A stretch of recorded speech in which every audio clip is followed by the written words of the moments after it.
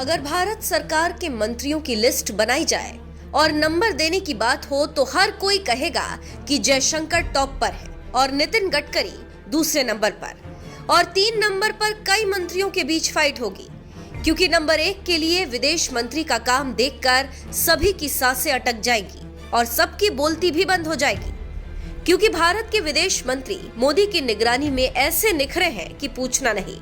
और हो भी क्यों ना, मोदी को रिजल्ट चाहिए और जयशंकर रिजल्ट देने में माहिर है। जयशंकर ने विदेश मंत्री रहते जितने काम किए उतना शायद किसी ने ना किया हो। जी हाँ, आज भारत जहां पर खड़ा है और जो कर रहा है वो सब जयशंकर की देन है। चाहे अमेरिका में अमेरिका को हड़काना हो, समरकंद में पुतिन को नसीहत देना हो और बाली में G20 की अध्यक्षता हासिल करनी हो, हर मौके पर 100% जयशंकर ने लाकर मोदी को दिया। अब उसी जयशंकर ने एक बार फिर एक बड़ा मुकाम हासिल किया है और एक ऐसा काम किया है कि मोदी का विरोध करने वाले तुर्की के राष्ट्रपति रेसेप तैयप एर्दोगन की नींद हराम हो गई है और वो खून के आंसू रो रहे हैं। जी हाँ, खबरों की माने तो भारत के विदेश मंत्री एस जयशंकर साइप्रस की यात्रा पर है। यहाँ उन्होंने एक ऐसा मुद्दा उठाया है जो तुर्की की दुखती रग को दबाने जैसा ही है। विदेश मंत्री एस जयशंकर ने साइप्रस मुद्दे के समाधान के तौर पर संयुक्त राष्ट्र के प्रस्तावों पर आधारित द्विसांप्रदायिक द्विक्षेत्रीय संघ की प्रतिबद्धता को दोहराई। The Republic of India reiterates its commitment for a bi-communal, bi-zonal federation based on UN resolutions as the solution to the Cyprus issue. We have had today very productive discussions on our bilateral relations, on our multilateral cooperation, on geopolitical and regional challenges.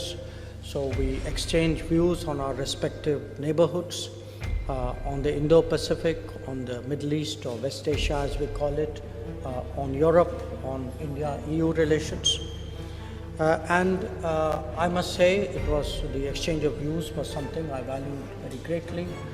There was a lot that I will be carrying away from that. तो सुना आपने क्या कहा है Cyprus में जयशंकर ने?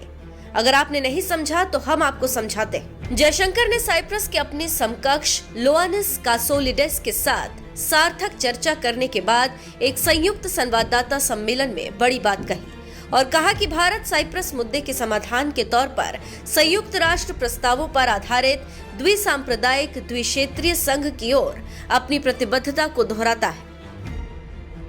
वहीं कासोलिडेस ने संयुक्त राष्ट्र सुरक्षा परिषद के प्रस्तावों और अंतर्राष्ट्रीय कानून के संबंध में साइप्रस की एक व्यवहार्य और व्यापक समझौते पर पहुंचने का समर्थन करने के लिए भारत का आभार जताया। जानकारी देते चलें कि जयशंकर के बाद साइप्रस के विदेश मंत्री लोआनिस कासोलिडेस ने कहा कि जैसा कि हमने भारत के मामले में देखा है, देश का विभाजन एक खतरनाक यात्रा की शुरुआत थी और निश्चित तौर पर अंत नहीं था। इसलिए साइप्रस और उसके लोगों के लिए 2 राज्य के समाधान को स्वीकार नहीं किया जा सकता। गौरतलब है कि साइप्रस के विदेश मंत्रालय के अनुसार तुर्की ने संयुक्त राष्ट्र चार्टर समेत अंतर्राष्ट्रीय कानून के सभी नियमों का उल्लंघन किया और 1974 में साइप्रस पर आक्रमण किया। साइप्रस का दावा है कि आक्रमण के दौरान तुर्की ने फामागुस्ता शहर को अपने कब्जे में लिया। तब से साइप्रस गणराज्य के 36% क्षेत्र पर अवैध कब्जा कर रखा है। पाकिस्तान के करीबी सहयोगी तुर्की के राष्ट्रपति रेसेप तैयप एर्दोगन बार बार संयुक्त राष्ट्र महासभा के सत्रों में अपने संबोधन में कश्मीर मुद्दे का जिक्र करते हैं, लेकिन साइप्रस का नहीं, जहां वो दूसरे की जमीन को कब्जा करके बैठे हैं। ऐसे में भारत ने पहले भी उनकी टिप्पणियों को पूरी तरह अस्वीकार किया है, लेकिन तुर्की मानता नहीं। अब जब जयशंकर ने बोला तो वो चीखने लगे हैं और भारत को दूसरे देशों की संप्रभुता का सम्मान करना सिखा रहे हैं। खैर, दोनों नेताओं ने रक्षा और सैन्य सहयोग पर एक समझौता ज्ञापन समेत 3 समझौतों पर हस्ताक्षर किए। जानकारी देते चले कि जयशंकर की ये यात्रा ऐसे समय में हो रही है जब दोनों देशों के बीच कूटनीतिक संबंधों के 60 साल पूरे हो गए। दोनों विदेश मंत्री ने रक्षा तथा सैन्य सहयोग को लेकर एक समझौते पर हस्ताक्षर किया। साथ ही आव्रजन और गतिशीलता पर आशय पत्र के साथ ही साइप्रस के अंतर्राष्ट्रीय सौर गठबंधन में शामिल होने पर समझौते पर हस्ताक्षर किए गए।